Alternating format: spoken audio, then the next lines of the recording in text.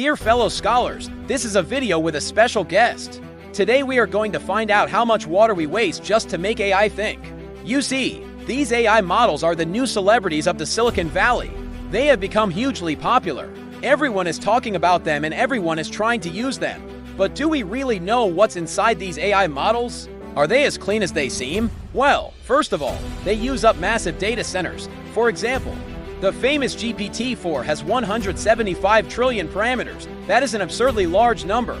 To give you a sense of scale, the previous GPT-3 had 175 billion parameters, so this is 1,000 times more. And yes, you guessed it right. Each of these numbers is roughly the amount of water that you need to fill up 175, or 175,000 Olympic-sized swimming pools. Now just imagine the number of pools needed for 100 trillion parameters. That's a swimming pool city. This is why these data centers require so much electricity to run. But this huge energy consumption is only part of the problem. Here are some more. Water usage example no 2. Just running one of these models for a single hour uses up as much water as 100,000 people flush their toilets in the same amount of time. What? How can this be? Well, to make things worse, these models are trained once and then run for many years. And this training process requires even more water. We'll come back to this in a moment. But now let's try to answer the question, why do they use so much water? Why is it not possible to just have a few people working on these models in a reasonably sized office? Well, there are two main reasons for this. 1. These models need to be huge because the more parameters they have, the better they become. At least for now, this seems to be the case. And these models are trained on a very large set of books, websites, and other documents. In other words, they are fed with a fire hose of information.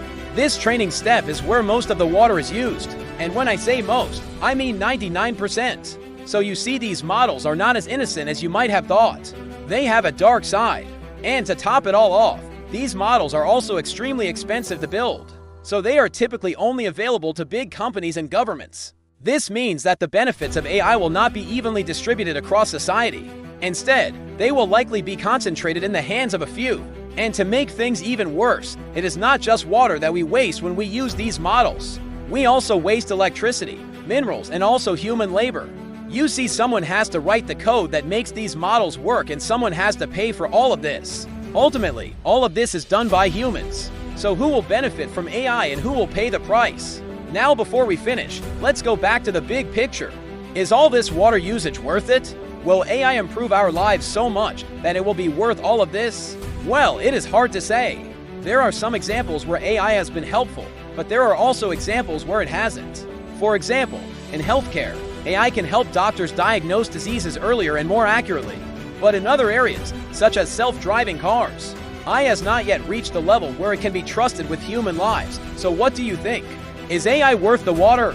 Let me know in the comments below. I can't wait to hear your thoughts. Thanks for watching and for your generous support, and I'll see you next time.